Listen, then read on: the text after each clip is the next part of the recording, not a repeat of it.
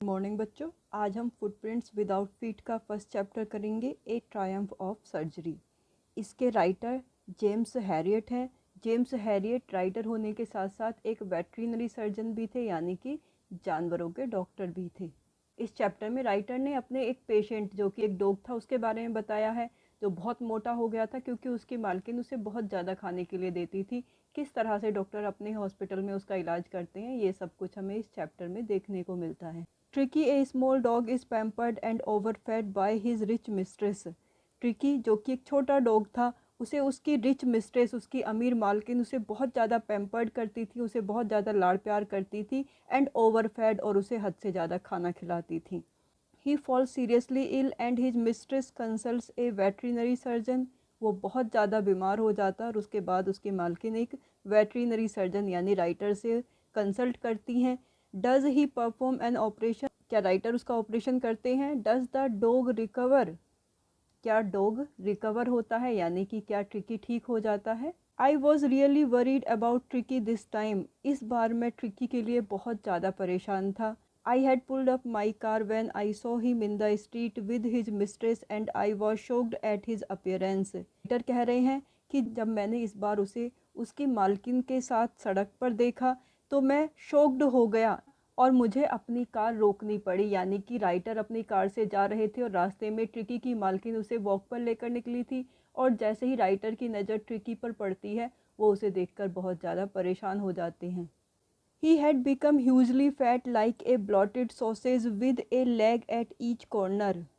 वो बहुत ज़्यादा मोटा हो गया था, ऐसे लगता था जैसे कि एक ब्लोटेड सॉसेज हो। सॉसेज इस तरह की एक नॉन वेजिटेरियन डिश होती है, और ब्लोटेड का मतलब है फूला हुआ, या पहले उसकी शेप ऐसी होती है और इसे भी अगर फुला दिया जाए यानी वो बहुत मोटी हो जाएगी। ट्रिकी भी बिल्कुल सॉसेज के जैसे लग रहा था, जैसे कि सॉसेज में ही चारों कॉर्नर पर पैर लगा दिए गए हैं। यानी कि ट्रिकी के बीच का हिस्सा, जो उसका पेट वाला हिस्सा था, बिल्कुल फूला हुआ लग रहा था जैसे कि सॉसेज हो, और उसके चारों किनारों पर पैर हों। His eyes bloodshot and rheumy, उसकी आंखें लाल हो रही थी, और र्यूमी यानी कि उसकी आंखों से, उसकी नाक से पानी निकल रहा था।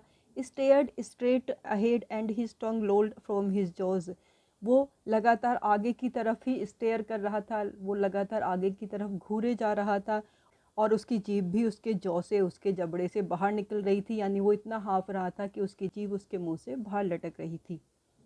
Mrs Pumphrey hastened to explain he was so listless Mister Herriot. जैसे ही मिसिज पम्फ्रे जो कि ट्रिकी की मालकिन थी, उन्होंने राइटर को देखा तो जल्दी से उन्होंने एक्सप्लेन की कि वो बहुत लिस्टलेस था, वो बहुत उदास था, बहुत बेचैन था। He seem to have no energy, ऐसे लगता था उसमें बिल्कुल भी एनर्जी नहीं बची थी। I thought he must be suffering from mall nutrition, मुझे लगा कि वो कुपोषण से सफ़र कर रहा है, यानी उसे ठीक से खाना नहीं मिल रहा है। So I have been giving him some little extras between meals to build him up, some malt and cod liver oil and a bowl of Horlicks at night to make him sleep, nothing much really. जैसे ही Mrs Pumphrey ने doctor को देखा, mister Harriet को देखा, उन्होंने तुरंत ही explanation देनी शुरू कर दी, यानी तुरंत ही कारण बताना शुरू कर दिया कि ट्रिकी क्यों इतना मोटा है और उसकी आंखें लाल हैं। क्योंकि ट्रिकी को पहले भी वो डॉक्टर को दिखा चुकी थी। डॉक्टर ने इससे पहले कहा था कि जैसे ही इस बार मैंने ट्रिकी को देखा तो मुझे बहुत ज़्यादा, मैं परेशान हो गया था। इसका मतलब इससे पहले भी ट्रिकी को वो देख चुके थे, लेकिन इस बार ट्रिकी की हालत और ज़्यादा ख़राब लग रही थी, वो और ज़्यादा बीमार लग रहा था। तो मिसिज पम्फ्रे तुरंत बताने लगती हैं कि किस वजह से ट्रिकी इतना मोटा हो रहा है। वो बताती हैं कि वो बहुत ज़्यादा बीमार था, उदास था, और मुझे लगा कि इसे ठीक से खाना नहीं मिल रहा है। माल न्यूट्रिशन का मतलब होता है कुपोषण, कि शायद खाने में कोई कमी है, इसलिए मैं उसे मील्स के बीच में, यानी खाने के बीच में थोड़े थोड़े एक्स्ट्रा खाना और देती रहती हूँ। यानी कि जो रेगुलर खाना है वो तो है ही, उसके बीच में भी उसे कुछ एक्स्ट्रा खाना देती हूँ। उस एक्स्ट्रा खाने में वो कुछ माल्ट देती है, कॉड लिवर ऑयल यानी मछली के तेल के कैप्सूल, और हॉर्लिक्स का एक बॉल देती थी रात में, ताकि वो ठीक से सो पाए। यानी इतना सब कुछ वो उसे खाने के लिए दे रही थी, जिसकी वजह से वो फूलकर सॉसेज जैसा हो गया था। और नथिंग मच रियली, यानी कुछ ज़्यादा नहीं, बस इतना सा ही दे रही थी। इसका मतलब डॉक्टर ने पहले ही मिसेस पम्फ्री को मना किया था कि इसे ज़्यादा मत खिलाइए वरना ये बीमार हो जाएगा। इसीलिए मिसेस पम्फ्री ने डॉक्टर के कुछ पूछने से पहले ही बोलना शुरू कर दिया कि मैं उसे कुछ ज़्यादा नहीं दे रही थी, बस ये चीज़ें दे रही थी। And did you cut down on the sweet things as I told you. Doctor कहते हैं जैसे कि मैंने आपको बताया था कि आपको इसकी स्वीट थिंग्स यानी इसे मीठा कम देना है, क्या आपने वो कट किया यानी कि उसे मीठा देना कम किया। Oh I did for a bit but he seem to be so weak I had to relent. Mrs Pumphrey कहती हैं मैंने थोड़ी सी कोशिश की थी लेकिन वो इतना ज़्यादा कमज़ोर लग रहा था कि मुझे उस पर तरस खाना पड़ा, यानी कि मैं उसका मीठा देना बंद नहीं कर पाई। 2-4 दिन के लिए उसने बंद किया होगा और उसके बाद जब उन्होंने ट्रिकी की हालत देखी तो उन्होंने दोबारा से उसे मीठा देना शुरू कर दिया, यानी उन्हें ट्रिकी की हालत पर तरस आ गया। He does love cream cakes and chocolate so I can't bear to refuse him. क्योंकि ट्रिकी को बहुत ज़्यादा क्रीम केक और चॉकलेट पसंद है इसलिए मैं उसे रिफ्यूज़ करना बर्दाश्त नहीं कर सकती, यानी वो इतना ज़्यादा पसंद करता है कि मैं उसे मना नहीं कर सकती। I look down again at the little dog. Writer कह रहे हैं कि मैंने फिर से एक बार छोटे डॉग को देखा। दैट वॉज द ट्रबल, यही समस्या थी। Tricki's only fault was greed, Tricki की एकमात्र गलती उसका लालच था। He had never been known to refuse food, वो कभी भी खाने को मना नहीं करता था, यानी उसके सामने कितना भी खाना रख दो, चाहे उसका पेट भरा हुआ हो, उसके बाद भी अगर उसे कुछ खाने के लिए दिया जाए तो वो मना नहीं करता था। He would tackle a meal at any hour of the day और नाइट, उसे दिन के या रात के किसी भी समय खाना दे दिया जाए वो उसे टैकल कर लेता था, यानी कि वो उसे खा ही लेता था, कभी मना नहीं करता था। And I wandered about all the things Mrs Pomfrey had not mentioned, और मैं उन सब चीज़ों के बारे में सोच रहा था जिनके बारे में मिसिज पंफ्रे ने बताया ही नहीं है। यानी मिसिज पंफ्रे ने डॉक्टर को क्या बताया कि रेगुलर मील्स के अलावा बस उसे थोड़ा सा माल्ट, कोड लिवर ऑयल और बोल ऑफ हॉर्लिक्स देती हैं, लेकिन डॉक्टर जानता था कि इसके अलावा भी बहुत सारी चीज़ें होंगी जो मिसिज पंफ्रे ट्रिकी को खिलाती होंगी। Are you giving him plenty of exercise, doctor फिर से पूछते हैं कि आप इसे बहुत सारी एक्सरसाइज करा रही हैं। डॉक्टर ने इससे पहले जब ट्रिकी को देखा होगा उसकी शुगर कम करने के लिए कहा था, तो उसे बहुत सारी एक्सरसाइज कराने के लिए भी कहा था। तो पूछ रहे हैं कि क्या आप इसे एक्सरसाइज करा रही हैं। Well he has his little walks with me as you can see, but Hodgkin the gardener has been down with lumbago so there has been no ring throwing lately. Mrs Pumphrey कहती हैं कि आप जैसे कि देख रहे हैं मेरे साथ थोड़ी थोड़ी वॉक कर लेता है, लेकिन हॉजकिन जो कि हमारा गार्डनर है वो लम्बैगो से परेशान है, यानी कि उसे बैक में पेन है, इसलिए अब रिंग थ्रोइंग जैसी एक्टिविटी नहीं हो रही है। रिंग थ्रोइंग इस तरह से रिंग फेंकी जाती है और कुत्ते उसे उठाकर लेकर आते हैं जिससे उनकी एक्सरसाइज हो जाती है। इसका मतलब ट्रिकी को खाने के लिए एक्स्ट्रा दिया जा रहा था और एक्सरसाइज उसकी बिल्कुल नहीं हो रही थी। यहाँ पर हम देख सकते हैं ट्रिकी कैसा लग रहा है, बिल्कुल सॉसेज जैसा लग रहा है, जिसके छोटे छोटे चारों कोने पे पैर निकले हुए हैं, वो ठीक से चल भी नहीं पा रहा है, जीभ भी बाहर निकली हुई है। I tried to sound severe, now I really mean this. If you don't cut his food right down and give him more exercise, he is going to be really ill. मैंने थोड़ा सीवियर होने की यानी थोड़ा सख्त होने की कोशिश की। डॉक्टर मिसिज पंफ्रे से कहते हैं कि अब मेरा वास्तव में इससे मतलब है, यानी इस बात को अब वो हल्के में ना ले। अगर आपने अब इसका खाना तुरंत कम नहीं किया और इसे ज़्यादा एक्सरसाइज कराना शुरू नहीं किया तो ये वास्तव में बीमार हो जाएगा। यानी अब इस बात को वो बहुत सीरियसली लेने के लिए कहता है। इससे पहले जब भी उसने मिसिज पंफ्रे को ये सब कहा था, मिसिज पंफ्रे ने कोई ध्यान नहीं दिया था, वो उसे पहले की तरह ज़्यादा खिला रही थी और एक्सरसाइज नहीं करा रही थी। लेकिन इस बार उसकी हालत देखकर डॉक्टर जो राइटर थे वो बहुत ज़्यादा शॉक्ड हो गए थे। You must harden your heart and keep him on a very strict diet, आपको अपने दिल को थोड़ा सा सख्त करना पड़ेगा और उसे एक स्ट्रिक्ट डाइट पर रखना पड़ेगा, यानी कि उसकी डाइट में स्ट्रिक्टनेस होनी चाहिए। उसे सिर्फ वही खाना देना चाहिए जो उसके लिए ज़रूरी है, एक्स्ट्रा चीज़ें, एक्स्ट्रा स्वीट उसे बिल्कुल नहीं देनी चाहिए।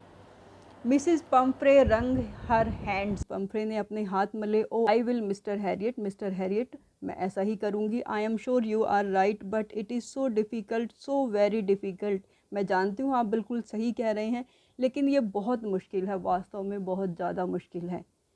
She set off head down along the road as if determined to put the new regime in to practice immediately, और ये कहकर वो सड़क के किनारे चल दी और साथ ही उनका हेड डाउन, यानी वो बहुत ज़्यादा निराश थी और ऐसे लग रहा था उन्हें देखकर जैसे इस बार उन्होंने उन्होंने निश्चय कर लिया है कि वो तुरंत ही इस नए रेजिम को, इस नई व्यवस्था को प्रैक्टिस में लाएंगी, यानी कि अभी से ही वो जाते ही इस नए सिस्टम को लागू करेंगी जिसमें वो ट्रिकी को बहुत सारी एक्सरसाइज कराएंगी और खाने को कम करेंगी।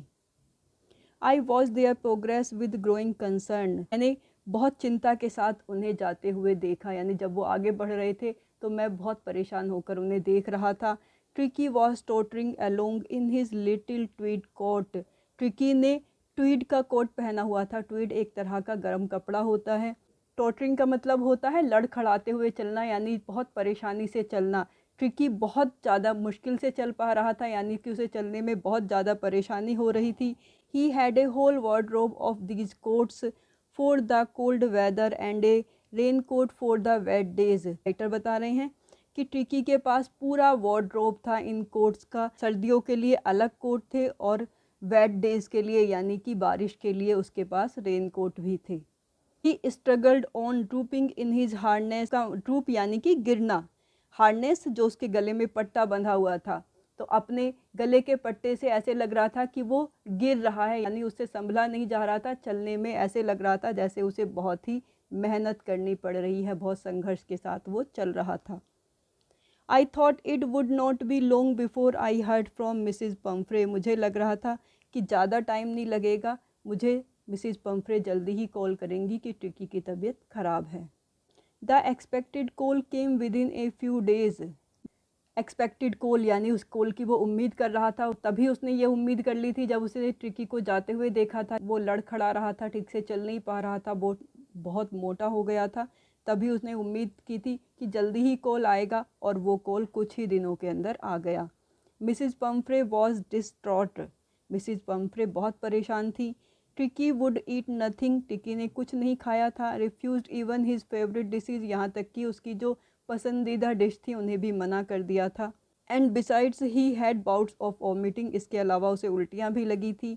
ही spent all his days lying on a rug panting, वो पूरा समय रग पर बैठा रहा, रग दरी या कालीन, तो पूरा टाइम वो अपने रग पर ही बैठा रहा। पेंटिंग, पूरा टाइम वो हाफता रहा। Didn't want to go out for walks, didn't want to do anything, Mrs Pumphrey ने उसे बताया ना तो वो बाहर वॉक पर जाना चाहता है और ना ही वो कुछ करना चाहता है। I had made my plans in advance, मैंने एडवांस में ही अपना प्लान तैयार कर लिया, यानी जैसे ही कॉल आया उनने तुरंत अपना प्लान तैयार कर लिया था कि उसे अब ट्रिकी का इलाज कैसे करना है। The only way was to get Tricki out of the house for a period, सिर्फ एक ही तरीका था कि कुछ टाइम के लिए ट्रिकी को उस घर से बाहर निकाला जाए। I suggested that he be hospitalised for about a fortnight to be kept under observation, मैंने सुझाव दिया कि उसे लगभग फोर्टनाइट यानी 15 दिन के लिए हॉस्पिटलाइज कर दिया जाए, हॉस्पिटल में एडमिट कर दिया जाए। To be kept under observation, ताकि उस पर नज़र रखी जा सके, यानी कि उसे क्लोज ऑब्जर्वेशन की ज़रूरत थी, इसलिए उसे हॉस्पिटल में एडमिट करना चाहिए। बच्चों आज यहीं तक, इसके आगे कल पढ़ेंगे।